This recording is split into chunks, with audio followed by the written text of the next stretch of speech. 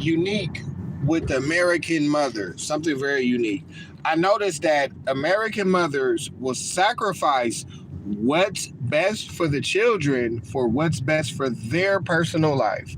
American mothers will go to court and ask the judge for full custody, tell the judge to make the dad a visitor, and then get mad at the dad that they asked to be a visitor because he's not taking custodial responsibilities.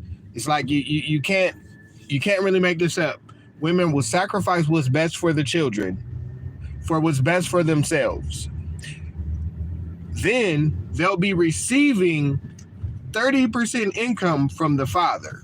Now, when the kids age out of child support, the same mother that sacrificed what's best for the children to do what's best for her will tell the children that they owe her because she sacrificed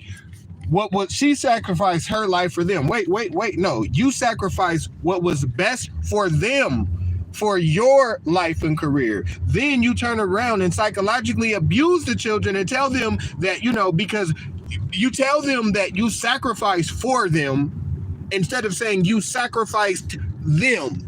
Then the same kids that you were getting a check from, you now expect the kids to replace the child support that they were getting.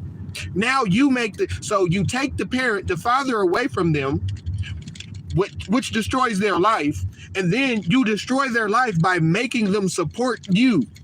You can't push away the father, take advantage of the father, put the child in every disadvantage that is possibly imaginable in a single parent household, and then turn around and after you've basically robbed those kids of what's best for them in their life, tell the same kids that you've sacrificed what's best for them for your own personal career, happiness, or whatever. After you sacrifice what's best for your kids, you turn around and tell the kids, well, because I sacrificed for you, now you have to spend the rest of that is narcissism.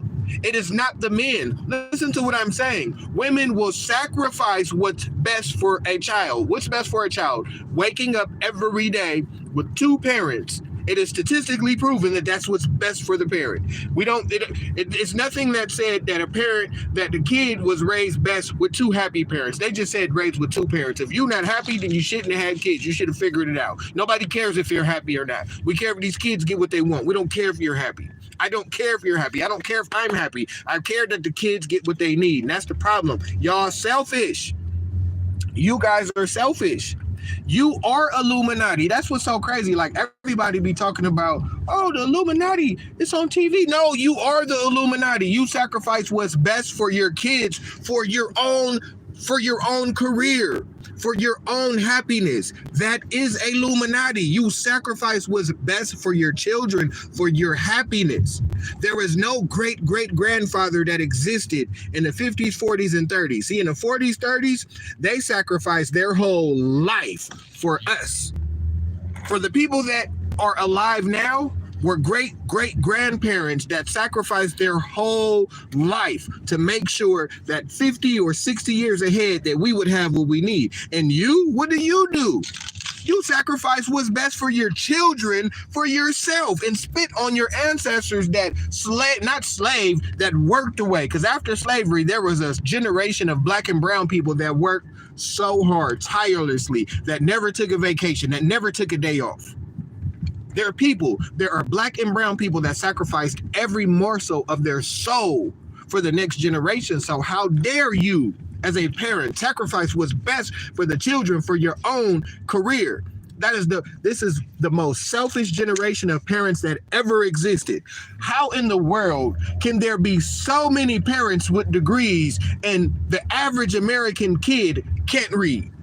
But most Americans have degrees. What is the point of having a degree if your kid can't read? You can read, you have a degree, but your kid can't read. It is embarrassing to have a master's degree and have kids that can't read.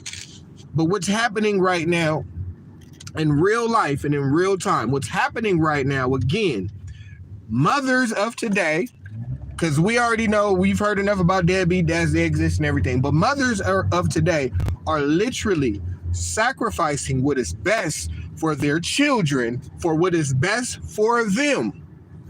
Then they convince the children that their lives are inadequate because the father didn't do or XYZ. How is that possible when 80% of women ask the judge for full custody? 80% of women go to court and say, I only want the dad to be a visitor. You cannot tell me that if you tell the judge that you want full responsibility, and then when that responsibility becomes too much for you to handle or maintain, you can't just blame the other parent, especially if you make them a visitor. You can't do that. You can't blame a visitor when you ask the judge to make you the more responsible parent. That makes no sense. That's what's happening.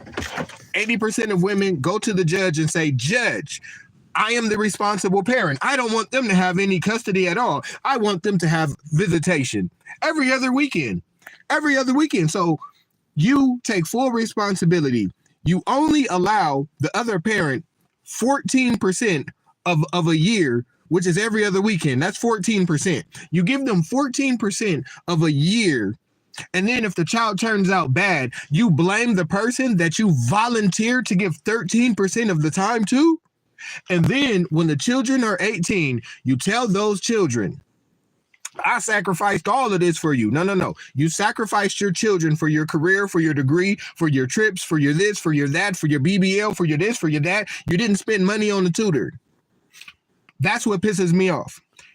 To see so many people have surgeries, to see so many passport stamps. How is it that we can afford to travel? We can afford Gucci bags. We can afford this, but the kids can't read. So when it comes time to educate the kids, we talking about the government need to do this. When it comes time to educate the kids, my community talking about, oh, they need to do this. Oh, they need. No. These your kids. These are kids. Stop asking the government to do what you should be doing for your own kids.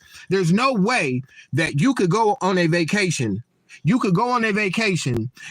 If your kid can't read, then you can't afford a vacation. For every person that has taken a trip, that has had an unnecessary surgery, for every person that has taken a trip, that has frivolous clothes, for every person that has a pair of shoes that's over $100, who has a kid that is performing below their level, is a deadbeat.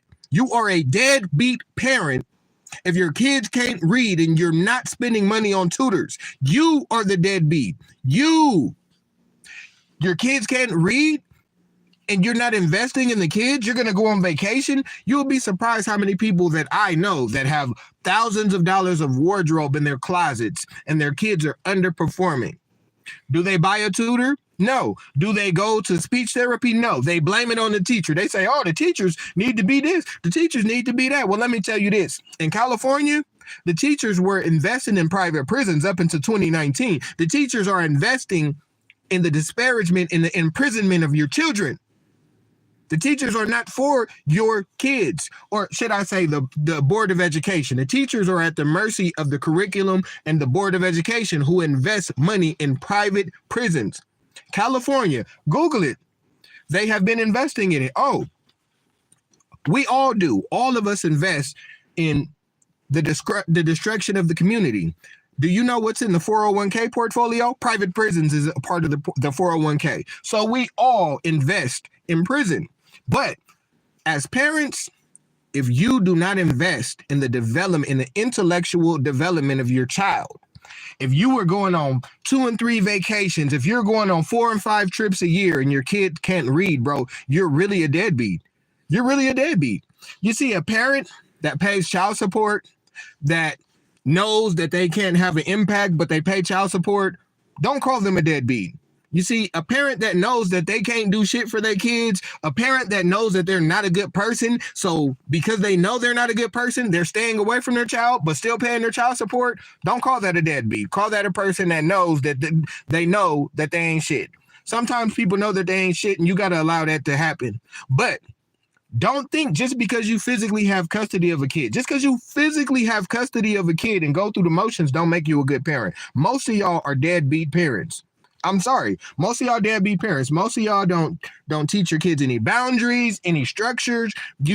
Most people want to be like their kid's friend. Remember, every parent that has a child as a best friend, they have a child who have a best friend that they can't correct.